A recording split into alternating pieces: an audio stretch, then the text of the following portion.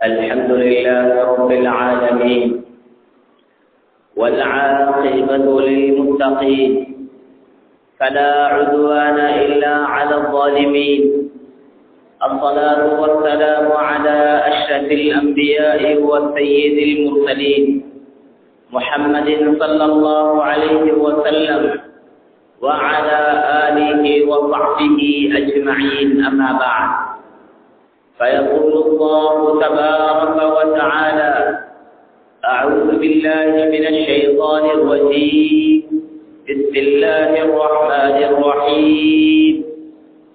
يا أيها الناس اتقوا ربكم إن زلزلة الساعة شيء عظيم. صدق الله مولانا العلي العظيم. وقال النبي صلى الله عليه وسلم: اتقوا الله حيثما كنتم وأتبع السيئة الحسنة تمحها وخالق الناس بخلق حسن. صدق رسول الله صلى الله عليه وسلم. புகழனைத்தும் அல்லாஹ் சுப்ஹானஹு வ தஆலா ஒருவனுக்கே உரித்தாகட்டும். அல்ஹம்துலில்லாஹ்.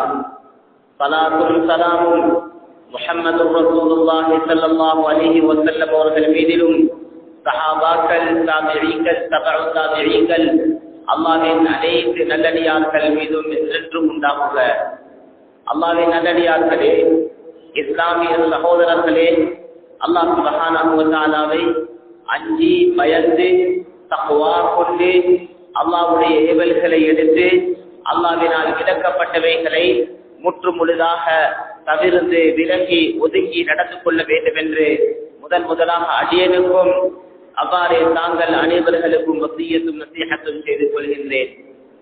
கண்ணியமான சகோதரர்களே, அல்லாஹ்வின் நல்லடியார்களே, அல்லாஹ் சுப்ஹானஹு வ தஆலா உலகத்துடைய வாழ்க்கையில ஒரு சொற்ப காலத்துடைய அவகாசத்தை தந்திருக்கிறார்.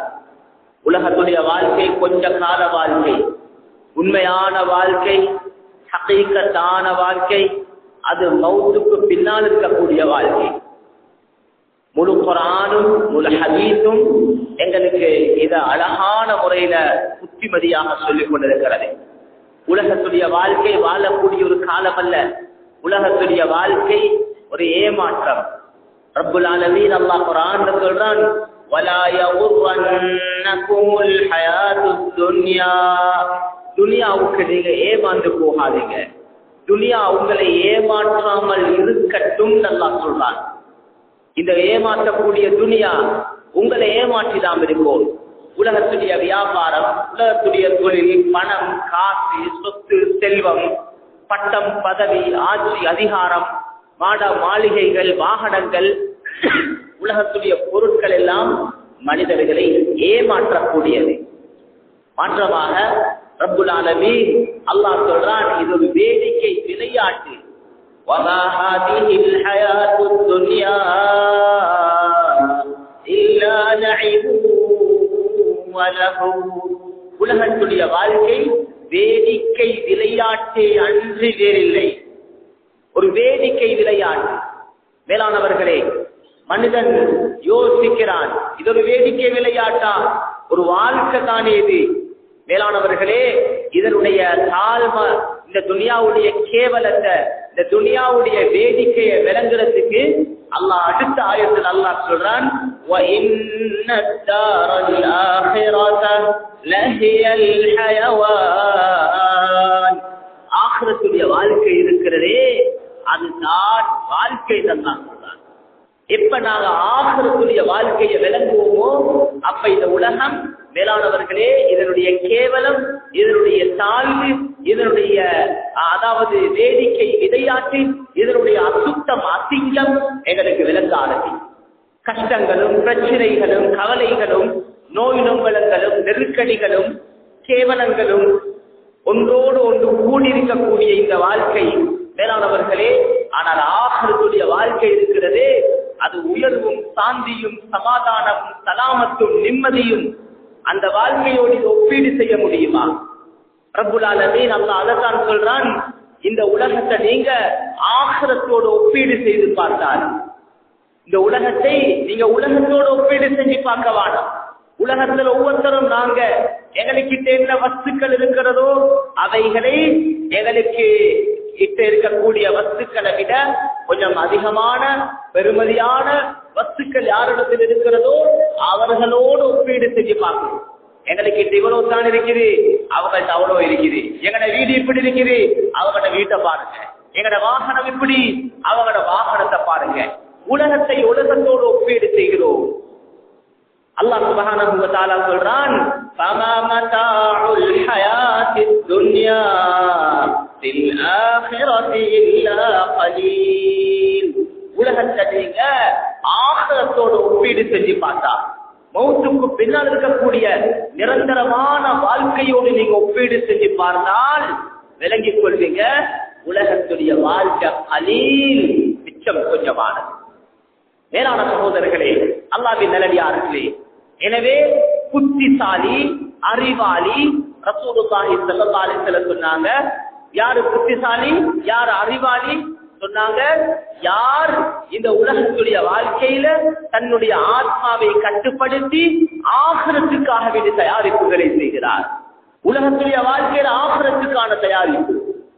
உலகத்துடைய ஒவ்வொரு வாழ்ந்த காலம் மேலானவர்களே, எத்தனை வருஷம் உலகத்துல வாழ்ந்துட்டோம், அதல்ல எத்தனை வருஷம் தான் எங்களுக்கு முன்னாடி பேலன்ஸ் இருக்கிறதோ தெரியாது. எத்தனை வருஷம், எத்தனை மாதங்கள், எத்தனை வாரங்கள், எத்தனை நாட்கள் எங்களுக்கு முன்னால் இருக்கிறதோ தெரியாது.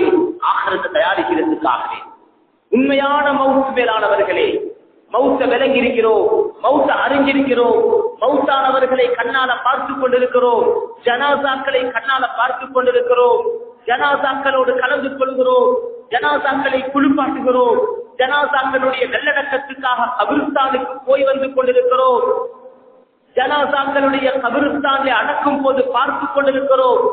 எத்தனையோ கபிரிஸ்தானுக்குள்ள இறங்குறோம், எத்தனையோ ஜனாசாக்களை கபிரிஸ்தானுக்குள்ள வைக்கிறோம், எத்தனையோ ஜனாசாக்களுக்கு மண் கொடுக்கிறோம், மண் வைக்கிறோம், மண் அள்ளி தூவுகிறோம்.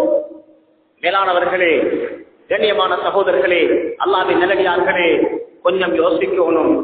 என்னுடைய மவுத் எவ்வளவு நெருக்கமாக இருக்கிறது. ரசூல் ஸல்லல்லாஹு அலைஹி வஸல்லம் சொன்னார்கள், கபிரிஸ்தானுக்கு போங்க, மையவாடிகளுக்கு போங்க. ஃபஸூருஹா குன்து நஹைதுக்கும் அன் ஜியாரத்தில் குபூர். கபிரிஸ்தான்களுக்கு போக வேண்டாம் என்று உங்களை நான் தடை செய்திருந்தேன். ஒரு காலம் கபர்களுக்கு போக வேண்டாம் என்று நான் உங்களை தடை செய்திருந்தேன். நான் இப்ப சொல்றேன், ஃபஸூருஹா, கபருக்கு போங்க, மையவாடிக்கு போங்க. ஏன் போவோம் மேலானவர்களே, கண்ணியமானவர்களே, குர்ஆனையும் ஹதீஸையும் நல்லா நாங்க நுணுக்கமாக அவதானிச்சா ஒவ்வொன்றுமே எங்கட ஆখিরাத்துக்காக தயாரிக்கிறதுக்காகத்தான். கபிரிஸ்தானுக்கு ஏன் போக சொன்னாங்க ஸல்லல்லாஹு அலைஹி வஸல்லம்? எங்கட யாராவது, எங்களுக்கு ஒரு வழக்கம் இருக்குது, எங்கட யாராவது இந்த கபர்ல அடக்கம் செய்யப்பட்டிருந்தா எங்கட வாப்பா உம்மா, எங்கட அப்பா உம்மம்மா வாப்பம்மா, எங்கட யாராவது சகோதர சகோதரிகள், உறவுகள், நெருக்கமானவர்கள், நண்பர்கள் யாராவது ஒரு கபர்ல அடக்கம் செய்யப்பட்டிருந்தால் அந்த கபருக்கு நாங்க போவோம், ஜியாரத் செய்வோம், கபர்ல போய் பார்த்துட்டு வருவோம், கபர்ல போய் அவர்களுடைய கபருஸ்தானு கிட்ட போய் நின்றுட்டு வருவோம். மேலான சகோதரர்களே, அல்லாஹ்வின் நல்லடியார்களே, ரசூல் ஸல்லல்லாஹு அலைஹி வஸல்லம் சொன்னது, எங்கட யாராவது அடக்கம் செய்யப்பட்ட கபர்களுக்கு நாங்க போறத பத்தி மட்டுமல்ல, அதெல்லாம் ரசூல் ஸல்லல்லாஹு அலைஹி வஸல்லம் சொன்னாங்க பொதுவாக எங்கட யாரும் இருக்கலாம், இல்லாம இருக்கலாம், கபர்களுக்கு போவது ஒரு இபாதத். கபிரிஸ்தானுக்கு போகணும். ஏன் போகணும்? فإنها تذكر الموت. சொன்னாங்க ரசூல் ஸல்லல்லாஹு அலைஹி வஸல்லம், கபிரிஸ்தானுக்கு போவது உங்களுக்கு மௌத்துடைய சிந்தனையை உருவாக்கும். உங்களோட ஆখিরাத்துக்கு நீங்க தயாரிக்கணுமே, அதுக்கு உங்களுக்கு உதவியாக இருக்கு. மேலான சகோதரர்களே, அல்லாஹ்வின் நல்லடியார்களே, வாழ்க்கையில ஒவ்வொரு சந்தர்ப்பமும், ஒவ்வொரு வினாடியும், நாங்க ஒவ்வொரு செகண்டும் யோசிக்கணும், என்னுடைய ஆখিরাத்துக்காக நான் இதை செய்து கொண்டிருக்கிறேன். மேலானவர்களே, 2 பகுதிகள் இருக்கிறது. இந்த 2 பகுதிகளையும் சரிப்படுத்துவது, சீர்படுத்துவது எங்களுடைய மௌத்துக்காக, எங்களுடைய கபருக்காக. கபர்ல தனிய ஒரு வாழ்க்கை இருக்கணும் ஒன்று இல்லண்டா எப்படி வாழலாம்? நான் நீங்க எல்லாம் விளங்கி வச்சிருக்கிறோம். கபருடைய வாழ்க்கை ஒன்று இருக்குது. அந்த கபருக்கு தனிய பயணிக்க இருக்கிறோம். எந்த கணவனும் மனைவியோடு கபருஸ்தானிலே உதவியாக இருப்பதில்லை. எந்த மனைவியும் கணவனோடு கபருஸ்தானிலே உதவியாக இருப்பதில்லை. எத்தனை பெற்றோர்களும் தனது குழந்தைகளுக்கு உதவியாக ஒட்டாசையாக கபருக்கு போக முடியாது. எங்கட கண்களால ஒவ்வொரு நாளும் அடிக்கடி இத கண்களால பார்த்துக் கொண்டிருக்கிறோம். எந்த பெற்றோர்களோடையும் இவ்வளவு அன்பு பாசம் உள்ள குழந்தைகளும் தனது பெற்றோர்களோடு கபருஸ்தானுக்கு கூட செல்ல முடியாது. தன்னன் தனியாக அந்த கபருடைய பயணம் இருக்கிறது. மேலானவர்களே, தனியான பயணம். அந்த தனியான ஒரு கபர் யாருமே உதவிக்கு இல்லை. என்ன வாலிபர், எந்த வாலிப யுவதி, எந்த யார் எவர், மேலானவர்களே, யாரும் உதவிக்கு இருக்க மாட்டாங்களே. அப்படியான ஒரு கபர் ஒன்று எனக்கும் இருக்கிறது. அது இல்லை என்று சொல்லியிருந்திருந்தால், அப்படி ஒரு கபர் இல்லை என்று சொல்லியிருந்தா, தனியா ஒரு போகணும் என்று ஒன்று இல்லை என்று சொல்லியிருந்திருந்தா எப்படியும் வாழ்ந்திருக்கலாம். நினைச்ச மாதிரி வாழலாம், நினைச்ச போக்குல வைத்திருக்கலாம், நினைச்ச மாதிரி தாண்டோடித்தனமாக தனது ஆத்மா, தனது நப்சு, தனது ஹவா, தனது இச்சை, தனது ஆசை சொல்லக்கூடிய பணி வாழ்ந்திருக்கலாம், வாழ முடியும். இல்ல சகோதரர்களே, அந்த கபர் ஒன்று இருக்கிறது. தனிய போக வேண்டியது இருக்கிறது. இன்றோ நாளையோ, இந்த மாதமோ அடுத்த மாதமோ, இந்த வருடமோ அடுத்த வருடமோ, சீக்கிரம் நான் அந்த கபருக்காக தனியாக பயணிக்க இருக்கிறேன். எல்லோரும் சேர்ந்து என்னை குளிப்பாட்ட போகிறார்கள், என்னை சந்தாக்களை கொண்டு போய் வைக்கிறார்கள், என்னை மஸ்ஜிதுக்கு கொண்டு வருவார்கள், என்னை தொழ வைப்பார்கள். என்னால் தொழ முடியாது, தொழ வைப்பார்கள். என்னால் குளிக்க முடியாது, குளிப்பாட்டுவார்கள். என்னால் ஒன்றும் செய்ய முடியாது, கஃன் அணிவிப்பார்கள். என்னால் அசைய முடியாது, என்னை கொண்டு போய் கபருஸ்தானிலே வைத்து விடுவார்கள். என்னால் ஒன்றும் சொல்ல முடியாது, என்னை அப்படியே வச்சுட்டு மண்ணை மேல போட்டுட்டு மண்ணை மேலால தூவி விட்டுட்டு வந்து விடுவார்கள். சில காலம் ஞாபகப்படுத்துவார்கள். எல்லா காலங்களிலேயும் என்னை ஞாபகப்படுத்திக் கொண்டிருக்க மாட்டாங்க. மேலானவர்களே, சில போது, சில கட்டம், சில நிலைமை, சில வேலை என்னை ஞாபகப்படுத்துவாங்க. எல்லா நேரத்திலும் என்னைய ஞாபகம் வச்சுக் கொண்டிருந்தா வாழக்கூடியவர்களுக்கு வாழ இயலாது. எங்களோட இருக்க எத்தனை பேர் கபருக்கு போயிட்டாங்க.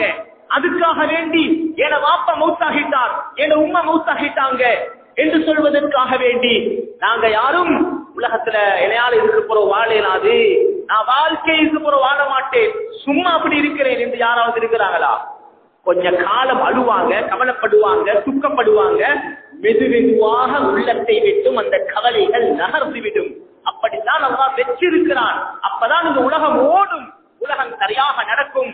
இதே நிலைமைத்தான் எனக்கு உண்டாக போகிறது. சில காலங்கள் ஞாபகப்படுத்துவார்கள். அதுக்கு பிறகு எப்பயாவது ஒரு சந்தர்ப்பம் வந்தால், ஒரு பெருநாளுடைய தினம் வந்தால், ஒரு கல்யாண காட்சி வந்தால், ஒரு ஏதோ ஒரு சந்தர்ப்பம் ஒன்று உண்டாகினால் எங்களோட இருந்த இவர் என்று சொல்லி ஞாபகப்படுத்துவார்கள். இதுதான் எங்களுடைய உண்மை நிலைமை வேறானவர்களே. ஆனால் கபருக்காக பயணிக்க இருக்கக்கூடிய நாம் ஒவ்வொருவரும் எங்களுடைய கபருக்காக வேண்டி தயாரிக்க வேண்டும். அந்த கபருடைய தயாரிப்பிலே பிரதானமான 2 தயாரிப்புகள் இருக்கிறது மேலானவர்களே. ஒன்று, உலகத்திலே வாழ்ந்துவிட்டு நான் சந்திக்க போவதற்காக இருக்கிறேனே அந்த ரப்புல் ஆலமீன் அல்லாஹ் சுப்ஹானஹு வ தஆலா, அவனுடைய திருப்தியோடு, அவனோடு சந்தோஷத்தோடு உலகத்தை விட்டு நாம் பயணிக்க வேண்டும்.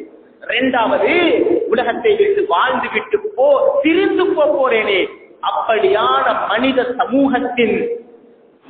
சமூகத்தின் அதாவது அவர்களுக்கு செய்ய வேண்டிய கடமைகளை சரிவர செய்துவிட்டு உலகத்தை விட்டும் நாம் பயணிக்க வேண்டும். 2 பிரதான மேலானவர்களே. ஒன்று, என்னை அழைக்கக்கூடிய ரப்புல் ஆலமீன், அவனை சந்திப்பதற்காக அவனுடைய முன்னிலையிலே நிற்க போகிறேன். அந்த அல்லாஹுக்கு முன்னால் நான் நிற்க இருக்கிறேன்.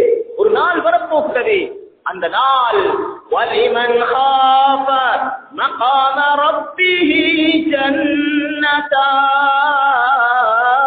ஜன்னதான். ஒரு நாள் வரப்போகிறது. அந்த நாள் அல்லாஹ்வுடைய சன்னிதானத்திலே போய் நிற்க வேண்டும். அவர்களே, அல்லாஹ்வுக்கு முன்னால் நாம் போய் சரண்டராக வேண்டும். அந்த நாளை பயந்து பயந்து வாழக்கூடியவர்களுக்கு அல்லாஹ் கியாமத்துடைய நாளிலே 2 சொர்க்கங்களை கொடுப்பான். அவர்களுக்காக அல்லாஹ் 2 சொர்க்கத்தை வைத்திருக்கிறான் என்று குர்ஆன் சொல்லிக் கொண்டிருக்கிறதே. அந்த அல்லாஹ்வுடைய மகாம் அல்லாஹ்வுக்கு முன்னால் போய் நிற்க வேண்டும். அந்த அல்லாஹ்வுடைய திருப்திக்காக வாழ வேண்டும். அந்த அல்லாஹ்வுடைய சந்தோஷம் எங்க இருக்கிறது மேலானவர்களே? அந்த அல்லாஹ்வுடைய திருப்தியும் சந்தோஷமும் 2 விடயங்களிலே இருக்கிறது. ஒன்று, அந்த அல்லாஹ்வுடைய கட்டளைகளை சரிவர நிறைவேற்ற வேண்டும். அல்லாஹ் எங்களுக்கு எவ்வளவு கட்டளைகள் சொல்லியிருக்கிறார். பெரிய கட்டளைகள் அல்ல, கொஞ்சம் கட்டளைகள்.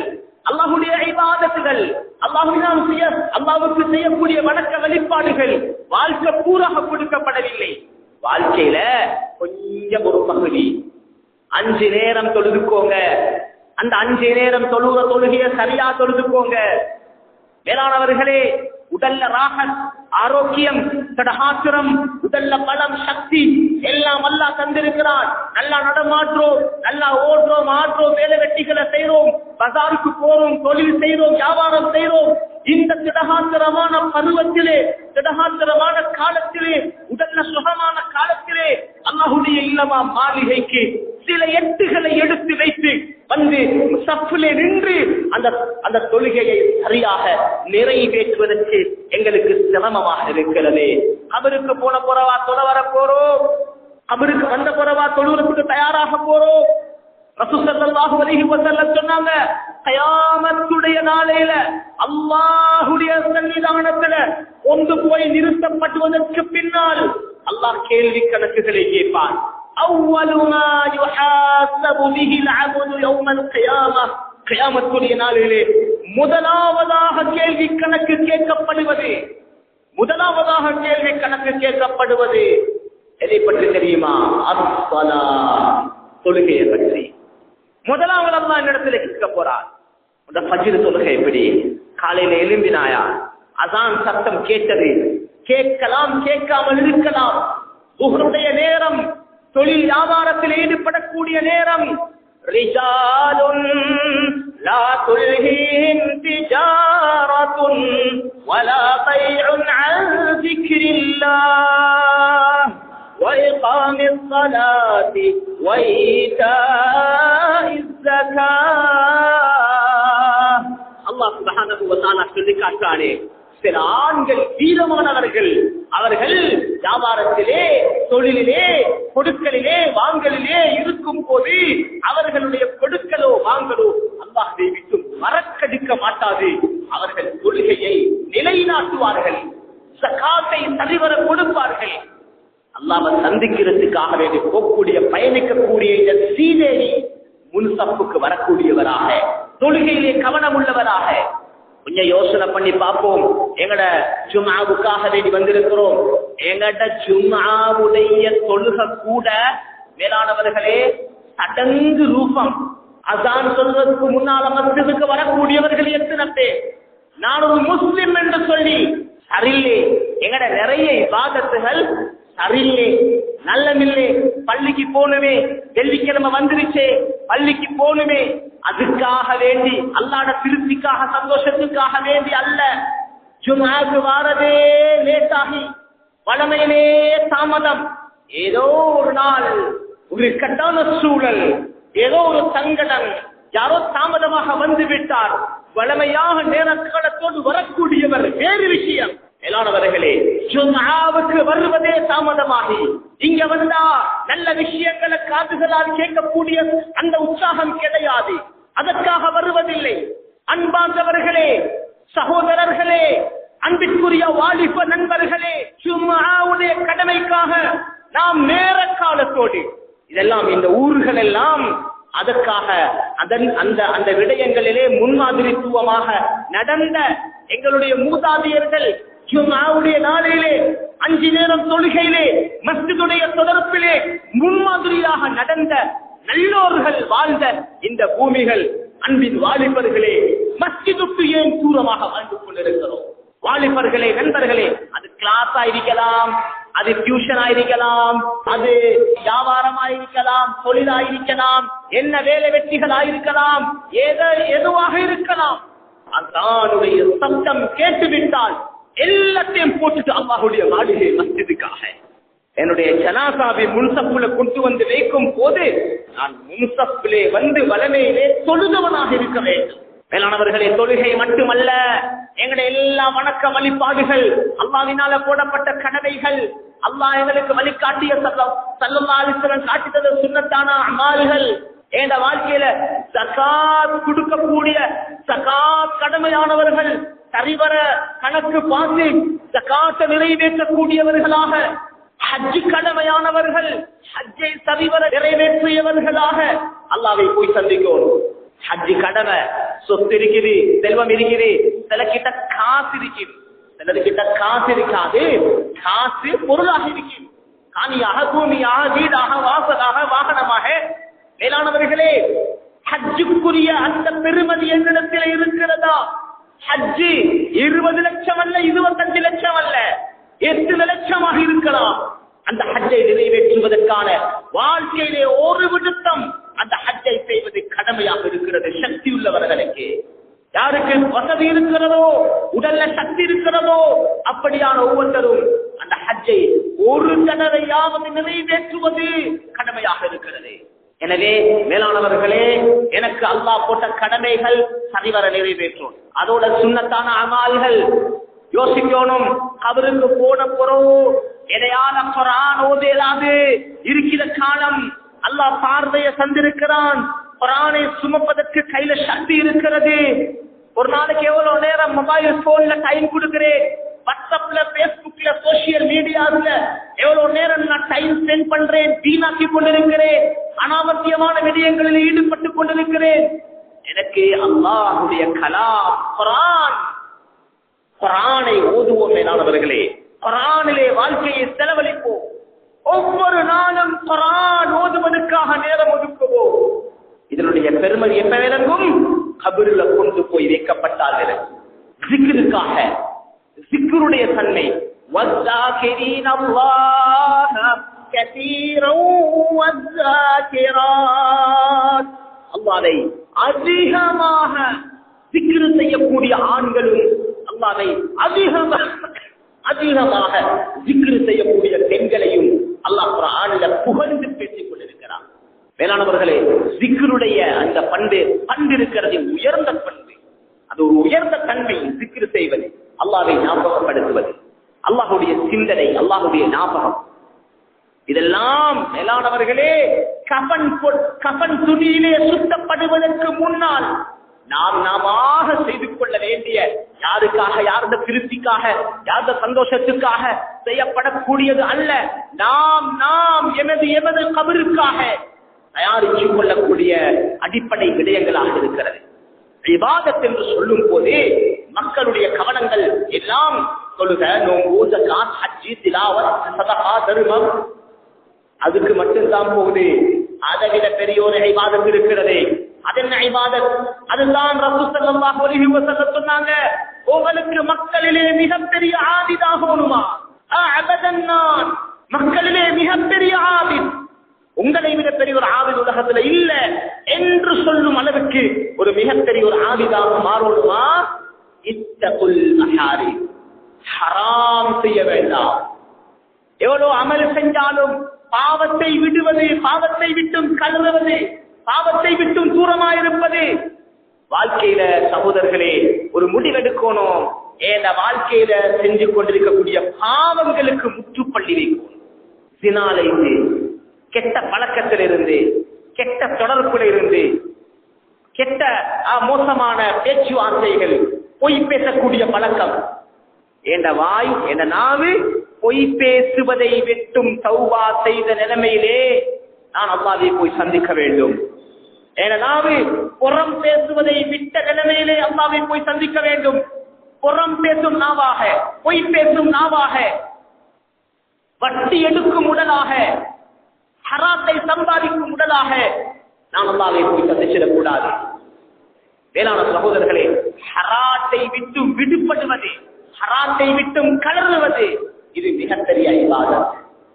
கண்ணியமான சகோதரர்களே, எனவே ஒன்று, ஒரு அடியான் தனக்கும் அல்லாஹ்வுக்கும் மத்தியில் இருக்கக்கூடிய பகுதிகளை சீராக்க வேண்டும். இரண்டாவது விஷயம் தான் நான் உலகத்தை விட்டு பிரிந்து போகும் போது வாழ்ந்து விட்டு பிரிந்து வரும் மக்கள் இருக்கிறார்களே, மனிதர்கள் இருக்கிறார்களே, அவர்களுடைய விடயத்தையும் சரியாக செஞ்சு அல்லாஹ்வை போய் சந்திக்கும். ஆக முக்கியமான விஷயம் தான் எங்கட குடும்பங்கள், மனைவி மக்கள் குழந்தைகள், மனைவி மக்கள் மனைவி குழந்தைகள் அவர்களுடைய விடயங்களை சரியாக செஞ்சுட்டு போகும். நான் கபருக்கு போறேன், என் குடும்பம் எந்த அளவுக்கு தீருள்ளவர்களா? இன்னைக்கு நிறைய மக்கள் வியாபாரம் தொழில ஈடுபட்டாங்க, இரவு பகலாக பசார்ல இருக்கிறாங்க, சம்பாதிக்கிறாங்க, தொழில் செய்யறாங்க. குடும்பத்தை பற்றி எந்த கவலையும் கிடையாது, திருப்தியாக இருக்கிறோம். மாஷா அல்லாஹ் அவங்களோட வீடு வாசல் இருக்குது, மாஷா அல்லாஹ் அவருடைய செலவுகளுக்கு காசு கொடுக்கிறோம், பணம் கொடுக்கிறோம்.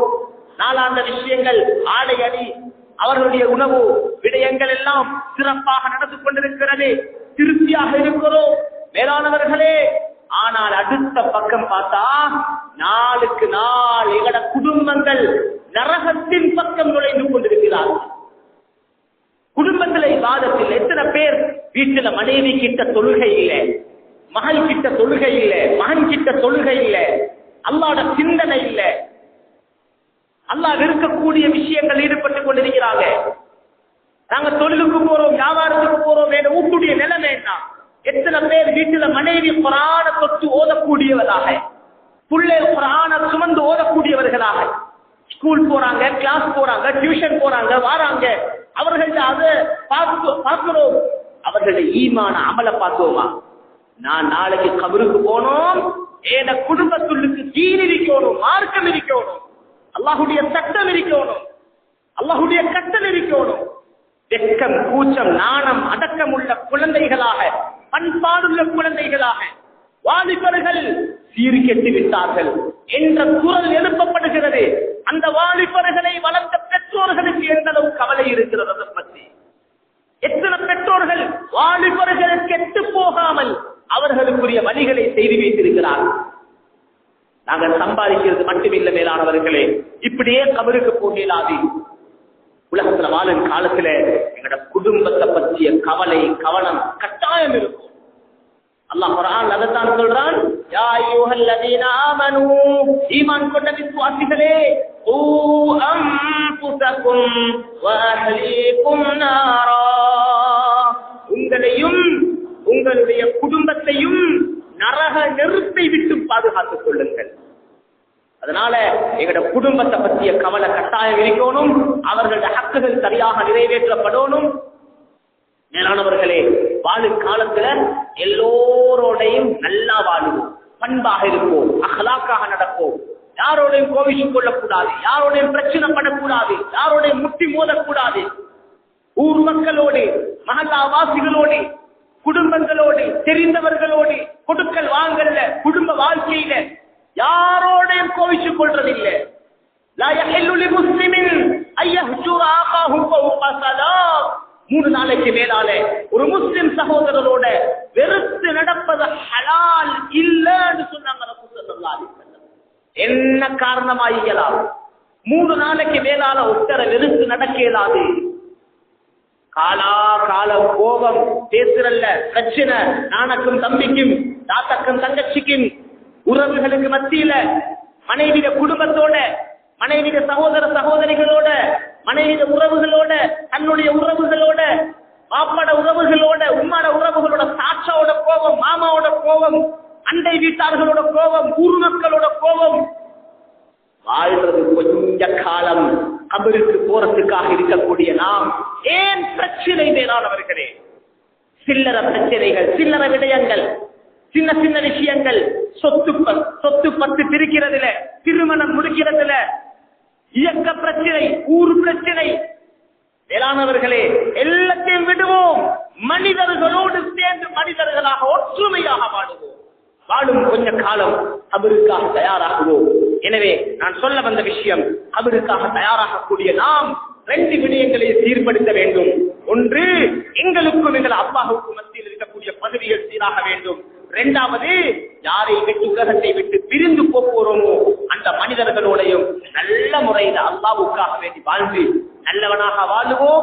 நல்லவனாக அல்லாஹ்வை போய் சந்திப்போம். எல்லாம் வல்ல அல்லாஹ் தபாரக வ தஆலா பேசின கேட்ட விஷயங்களை வாழ்க்கையில் எடுத்து நடக்கக்கூடிய நல்ல தௌஃபீக அல்லாஹ் எங்கள் அனைவர்களுக்கு நசீபாக்கி அருள்வானாக. ஆமீன் ஆமீன் யா ரப்பல் ஆலமீன் வல்ஹம்துலில்லாஹி ரப்பில் ஆலமீன்.